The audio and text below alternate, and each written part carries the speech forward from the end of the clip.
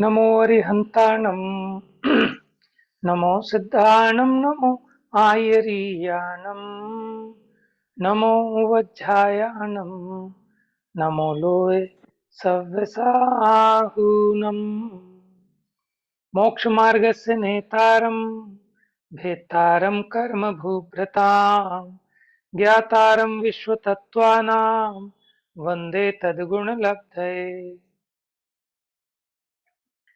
तो कल हमने वनस्पति के बारे में विशेष जानकारी प्राप्त की। प्रत्येक वनस्पति जीवों में सप्रतिष्ठित और अप्रतिष्ठित देखे। अब हमें चर्चा करनी है साधारण वनस्पति की।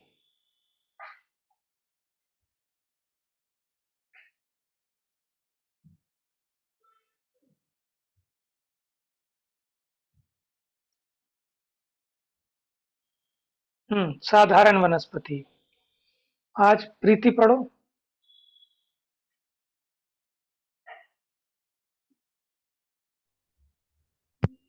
साधारण वनस्पति।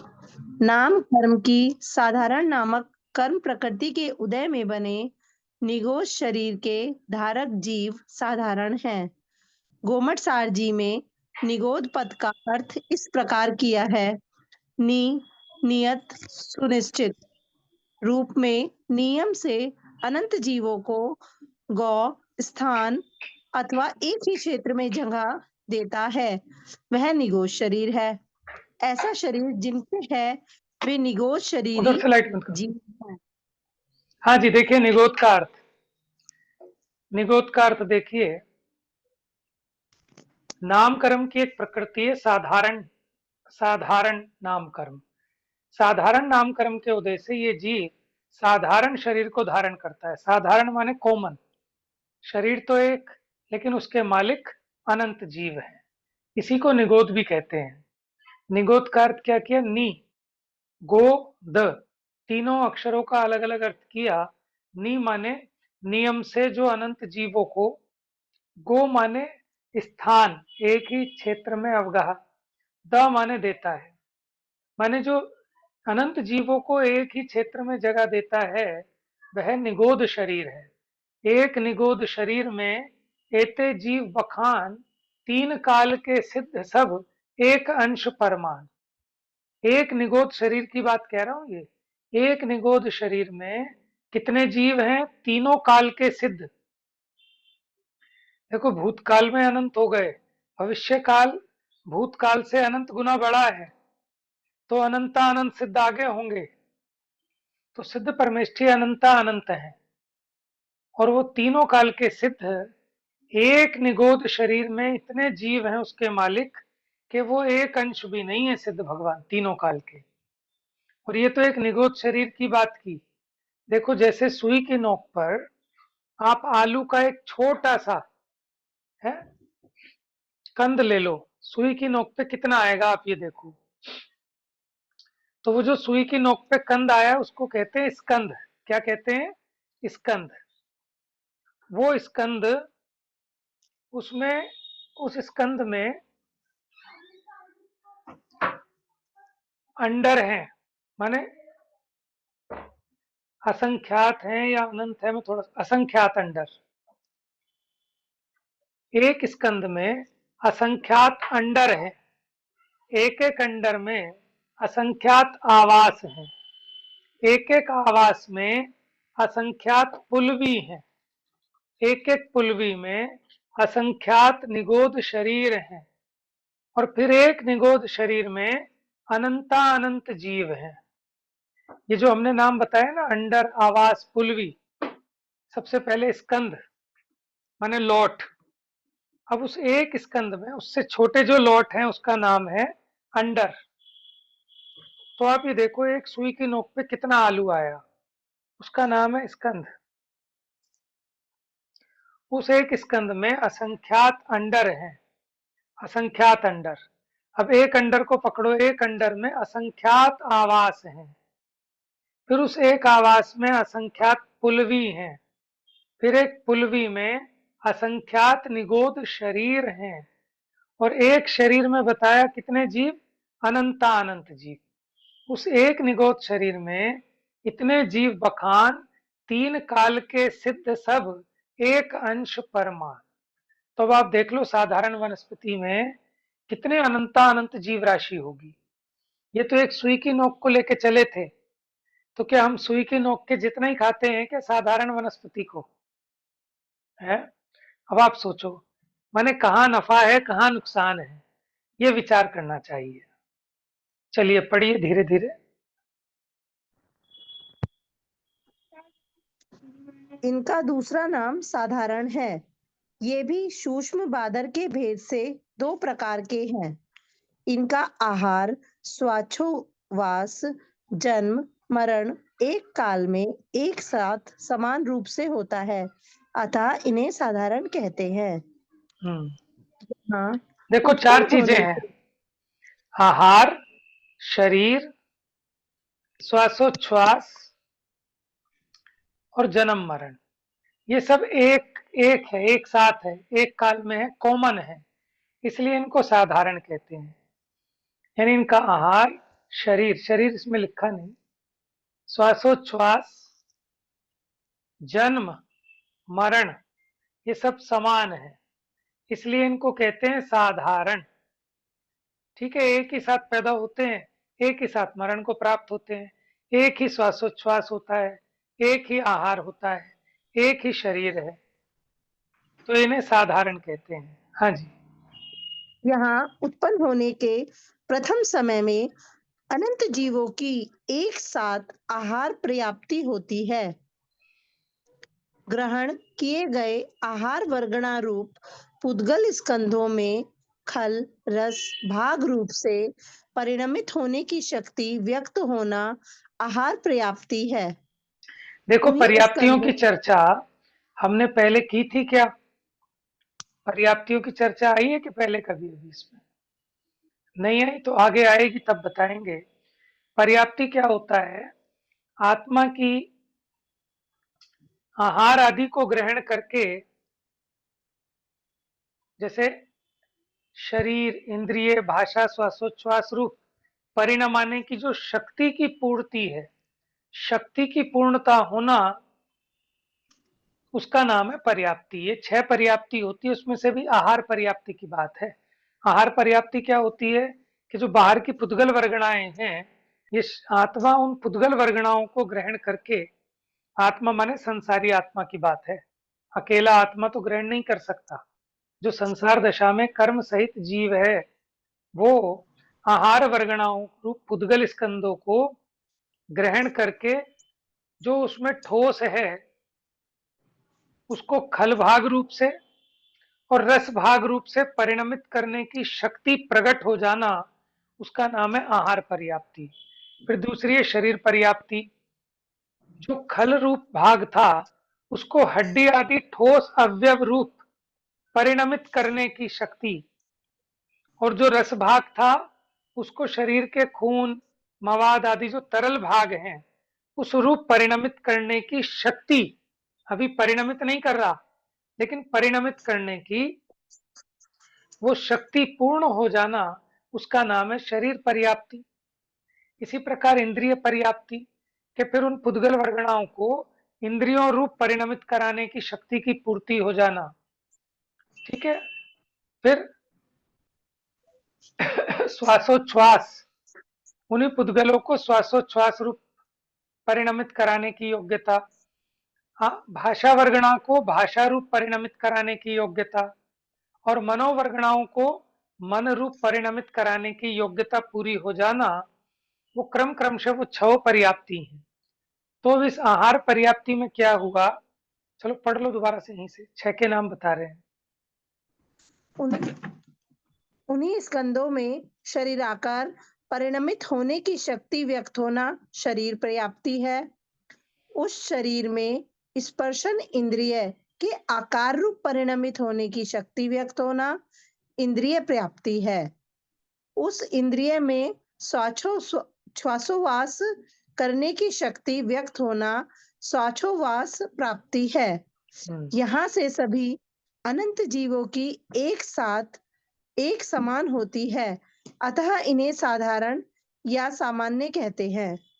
इन्होंने वो 4 चीजें बता दी: आहार, शरीर, इंद्रिय और श्वासोच्छ्वास। श्वासोच्छ्वास। पर्याप्तियां तो 6 होती है लेकिन 4 बता दी, क्योंकि इनके भाषा भी नहीं होती, एक इंद्रिय की बात है ना, मन भी नहीं होता। तो ये सब इनके कॉमन होते हैं, एक साथ होते हैं अनंत अनंत जीवों के, इसलिए वो साधारण शरीर निगोद जीव कहलाते हैं। यहाँ प्रति समय एक साथ अनंतानंत जीव अपनी आयु के अनुसार मरते हैं, जन्म लेते हैं। तथापि निगोद शरीर यथावत बना रहता है।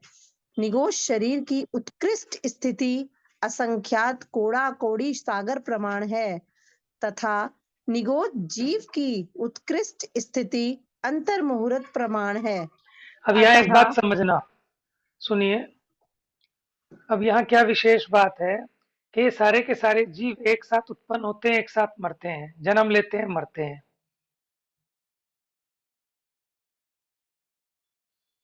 लेकिन वो जो शरीर है वो यथावत बना रहता है, ठीक है, क्योंकि उस शरीर की उत्कृष्ट स्थिति असंख्यात कोड़ा कोड़ी सागर प्रमाण है, इतने काल तक वो शरीर बना रहे। लेकिन जीव जो उसमें रहता है ना, उसकी उत्कृष्ट आयु अंतर मुहूर्त से ज्यादा नहीं है।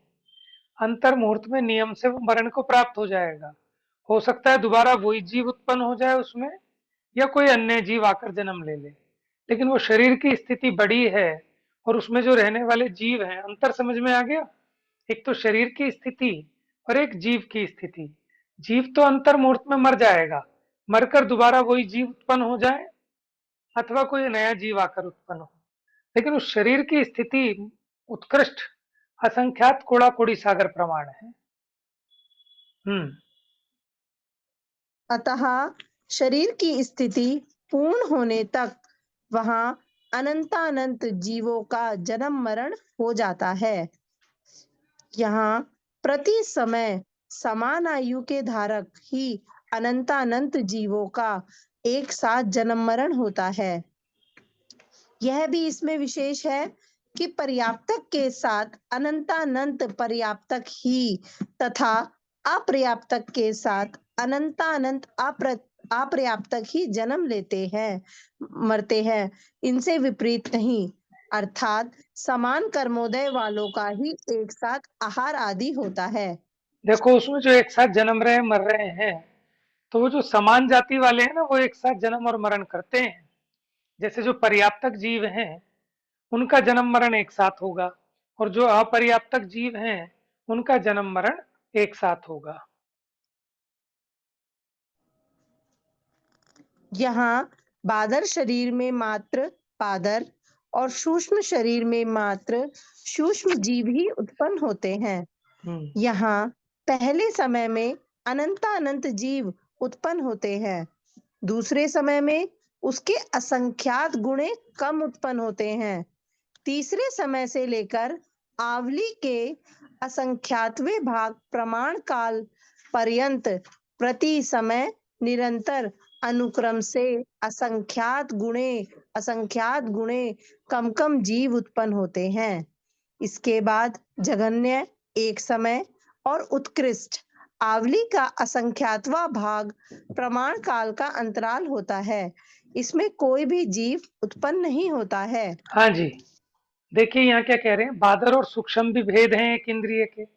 तो जिस शरीर में बादर होते हैं तो वो सारे के सारे बादर ही उत्पन्न होते हैं, और अगर कोई दूसरा शरीर है जिसमें सूक्ष्म जन्म लेते हैं, उसको हम कहेंगे सूक्ष्म शरीर, तो उसमें सारे के सारे सूक्ष्म ही उत्पन्न होंगे। तो पहले समय में अनंतानंत जीव उत्पन्न होते हैं, आगे आगे कम कम उत्पन्न होते जाते हैं। और कोई समय ऐसा आए कि उसमें कोई भी जीव जन्म ना ले उस शरीर में, तो कम से कम समय एक समय हो सकता है कि इतने काल का गैप पड़े कि उसमें कोई उस शरीर में कोई जीव उत्पन्न ना हो, ठीक है। और अधिक से अधिक अगर काल पड़े गैप, तो आवली का असंख्यातवा भाग प्रमाण काल का अंतराल होता है कि इसमें कोई भी जीव वहां उत्पन्न नहीं होगा। फिर उसके बाद पढ़िए। तदंतर जघन्य एक समय और उत्कृष्ट आवली के असंख्यातवें भाग प्रमाण काल पर्यंत निरंतर अनुक्रम से असंख्यात गुणे कम कम जीव उत्पन्न होते हैं। हम्म इस प्रकार प्रत्येक निगोज शरीर में अंतर रहित तथा अंतर सहित जीव उत्पन्न होते रहते हैं। जब तक प्रथम समय में उत्पन्न हुए साधारण जीवों का जघन्य निर्वृत्य पर्याप्तक दशा संबंधी काल शेष रहता है, तब तक इसी प्रकार उत्पन्न होते रहते हैं। तत्पश्चात उन प्रथम आदि समय में उत्पन्न हुए संपूर्ण साधारण जीवों के आहार पर्याप्तियों की संपूर्णता अपने अपने योग्य काल में होती है। इस प्रकार इनकी उत्पत्ति का स्वरूप जानना।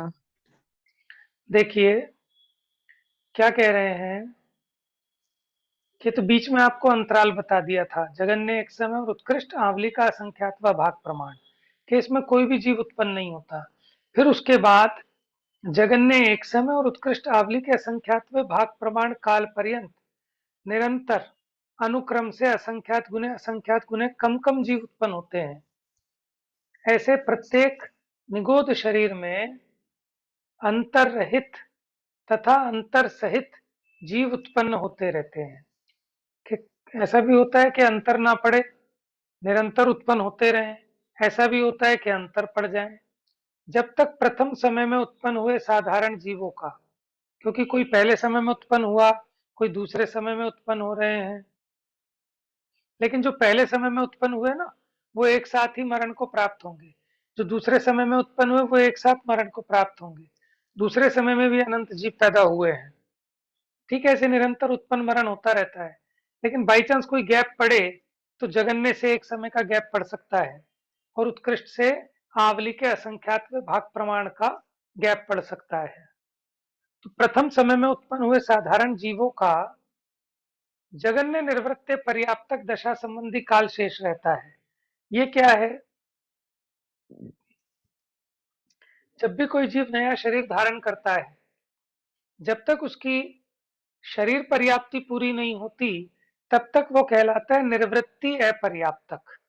अभी तो अपर्याप्तक है, लेकिन रचना का काम अंडर प्रोसेस है, हो जाएगा पक्का, तो वो कहलाता है निर्वृत्ति अपर्याप्तक। तो जब उसका सबसे कम काल शेष रहता है, तब तक इसी प्रकार उत्पन्न होते रहते हैं। फिर उसके बाद उन प्रथम आदि समयों में उत्पन्न हुए संपूर्ण साधारण जीवों के फिर आहार, शरीर, इंद्रिय ऐसे ऐसे जो उनकी पर्याप्तियां हों, वो अपने अपने योग्य काल में होती हैं। इस प्रकार इनकी उत्पत्ति का स्वरूप जानना। ठीक है, इसमें बहुत खुलासा आ गया। इतना खुलासा अन्यत्र किसी ग्रंथों में पढ़ने को नहीं मिलता है एक साथ एक जगह पे। अब ये जो बादर निगोद जीव हैं, उनके शरीरों की संख्या अभी जो हमने बताया था ना आपको, असंख्यात, अंडर, आवास, वो बता रहे हैं। चलिए पढ़िए। बादर निगोद जीवों के शरीर की संख्या। इस श्लोक में साप्रतिष्ठित प्रत्येक जीव संबंधी शरीरों के स्कंद असंख्यात लोक प्रमाण है। हाँ जी, सुनो, उनमें से कितने हैं इस लोक में? जो प्रत्येक जीव की बात कर रहे हैं अभी, लेकिन सप्रतिष्ठित प्रत्येक जीव की, उनके शरीरों के स्कंध, लोट कितने हैं? एक लोक में, एक लोक में असंख्यात प्रदेश होते हैं। ऐसे ऐसे असंख्यात लोक हों तो उनमें जितने प्रदेश होंगे इतने इनके स्कंद हैं। आगे पढ़िए। उनमें से प्रत्येक स्कंद में असंख्यात लोक प्रमाण अंडर हैं। प्रत्येक अंडर में असंख्यात लोक प्रमाण आवास हैं। प्रत्येक आवास में असंख्यात लोक प्रमाण पुलवी है। प्रत्येक पुलवी में असंख्यात लोक प्रमाण बादर निगोद जीवों के शरीर हैं। प्रत्येक शरीर में अतीत काल के सिद्धों से अनंत गुणे जीव विद्यमान है, ऐसा केवली भगवान ने बताया है। देखो यहाँ पे लिखा अतीत काल के सिद्धों से अनंत गुण है, और हमने ऐसा भी पढ़ा है कि तीनों काल के सिद्धों से अनंत गुण है। ठीक है, इतने जीव विद्यमान है उसमें एक शरीर में। प्रश्न, एक स्कंद में इतने सब कैसे संभव है? हम्म अवगाहना की विशिष्ट सामर्थ्य से यह सभी संभव है। हम्म जैसे लोक के एक प्रदेश में अनंतानंत पुद्गल परमाणु रहते हैं, उसी प्रकार जहां एक निगोज जीव का कार्बन रूप स्कंद रहता है, वहीं अनंतानंत जीवों के कार्बन शरीर हैं। इस प्रकार प्रत्येक स्कंध में असंख्यात लोक प्रमाण अंडर रहते हैं। जैसे मनुष्य के शरीर में हस्तादि अंग होते हैं, उसी प्रकार स्कंध में अंडर जानना, जैसे हाथ में अंगुली आदि उपांग है, उस प्रकार अंडर में आवास है। जैसे अंगुली में रेखा आदि अनेकों चिन्ह हैं, उस प्रकार आवास में पुलवी जानना, तथा जैसे एक बड़ी रेखा में अनेकों छोटी रेखाएं हैं, उस प्रकार पुलवी में शरीर होते हैं। अवगाहना की विशिष्ट शक्ति के कारण इनमें दोष नहीं है।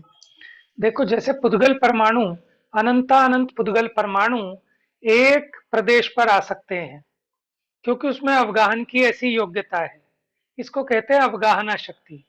अवगाहना शक्ति के कारण क्या होता है कि कम जगह में भी अधिक से अधिक परमाणु आ जाते हैं। उसी प्रकार यहाँ अवगाहना की विशिष्ट शक्ति के कारण एक शरीर में अनंतानंत जीव राशि रहने लगती है। ठीक है ना? आज विषय थोड़ा कठिन हो गया आप लोगों के लिए। बस ये यहाँ तक करके एक लाइन और पूरी समाप्त करते हैं। आगे पढ़िए। अथवा जैसे मध्य लोक में जम्बूद्वीप, जम्बूद्वीप में भरत क्षेत्र, उसमें कौशल देश, उसमें अयोध्या नगरी, उसमें घर हैं। उसी प्रकार स्कंध में अंडर, अंडर में आवास, उसमें पुलवी और उसमें निगोज शरीर जानना। बस इसी देखो, प्रकार अच्छा बस इतना ही। ये भेद प्रभेद बता रहे हैं। बस ये उदाहरण जो आपको दो उदाहरण दिए ना, जैसे शरीर में हाथ, हाथ में उंगली, उंगली में अंगूठी, अंगूठी में नगीना। ठीक है, जैसे ये भेद प्रभेद है, यानी उसके अंदर अंदर भेदों के भेद हैं। फिर उदाहरण दिया जैसे भारत, भरत, जम्बू द्वीप, उसमें भरत क्षेत्र, भरत क्षेत्र में फिर कौशल, फिर कौशल देश में अयोध्या नगरी, फिर अयोध्या नगरी में अपना घर। ठीक है, इसी प्रकार समझना, स्कंद एक बड़ी चीज है, फिर उसके अंदर के भेद हैं अंडर, फिर उसका भेद आवास, फिर उसका भेद पुलवी, फिर उसका भेद शरीर, फिर उसमें जीव। बस उदाहरण का अर्थ इतना ही समझना। तो ये निगोद जीवों की संख्या के बारे में ये आपको जानकारी मिली। शेष चर्चा कल करेंगे। जावाणी के ज्ञान से सूझे लोकालोक, सो वाणी मस्तक नमो, सदा देत हूँ धो।